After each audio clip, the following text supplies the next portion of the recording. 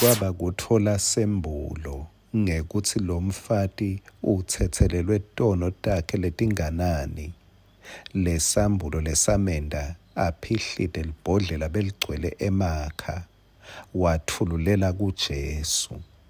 Labanye bathi kumosha, kepha yena bekade kuthi bekanesembulo sekuthi lokhu lokwendiwe nguJesu kumthethelela tonke tono takhe naye kude langakugodla. Uyathi kukhonda Jesu, kuthumisa Jesu. Ngeke uzumthumisele lokhu lofuna akwendele kona, kepha utiyekelela utilahle umdumise ngempilo nangako konke. Mawuthole sembulo sekwati ukuthi uthethelelwe kanganani. Mkhonde hayi ngoba kukhona lokufunako, kepha ngoba kukhona lese ukutholile lokukhulu kakhulu.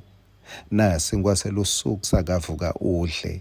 Ngikuhlephelela encwadini yeMakhosi 2:13 verse 18 na 19. Wachubeka Elisha wathi, "Thatha lemcibisholo." Inkosi yayithatha. Elisha wayitshela wathi, "Shaya umhlabathi." Inkosi yawushaya kathathu yase iyawuyekela. Umuntu waNkulunkulu wayithukuthelela inkosi wathi, "Ngabe umhlabathi uwushaye kwaba kasihlanu noma kasithupha, ngobe bewutawube uyehlulile-ke i-Asiriya, wayibhubhisa yaphela, kodwa manje utayehlula kathathu kuphela." Nayi inkosi Elisha uyiniketa liqiniso ngekuncoba eMasiriya. Elisha ubambe isandla sayo, wayitshela ukuthi kayidubule ngelifastelo, yadubula. Elisha sewuthi ayidubule phasi emhlabathini, wenda njalo Jehoyashi inkosi.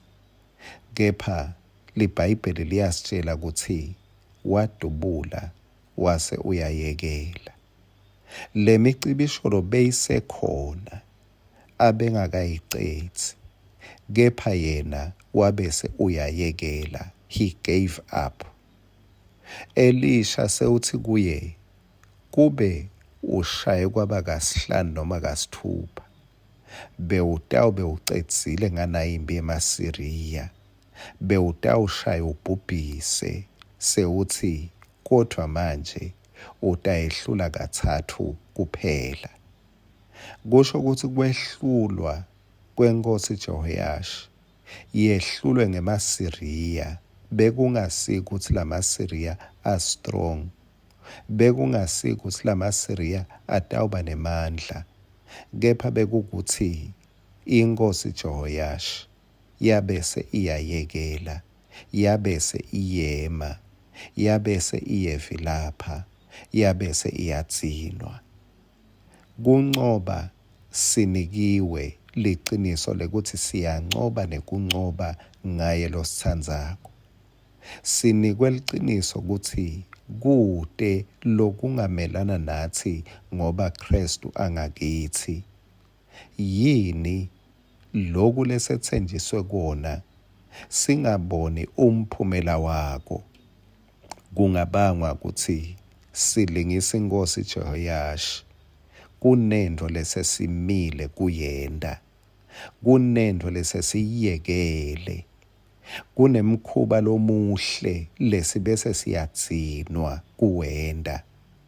Ngicela sihlobo sami, la ubona khona ukuthi hayi man, uyathi lento bekuthiwe ngidayincoba ngathi seyiyangincoba, lento bekuthiwe ngidawuba nayo ngathi sengiyayeswela. Hlola ukuthi yini lo bese sewuyayekela kuyenda. Where did you quit? What did you stop doing? Yini lo mkhuba lebe kumele uwendisise kuze umSiriya uncobe ucethe ngawo? Kwangathi moya waNkulunkulu angakwembula lokho liso lebelingeke lokubone, kuze ubuyele unqobe nekunqoba. Amen.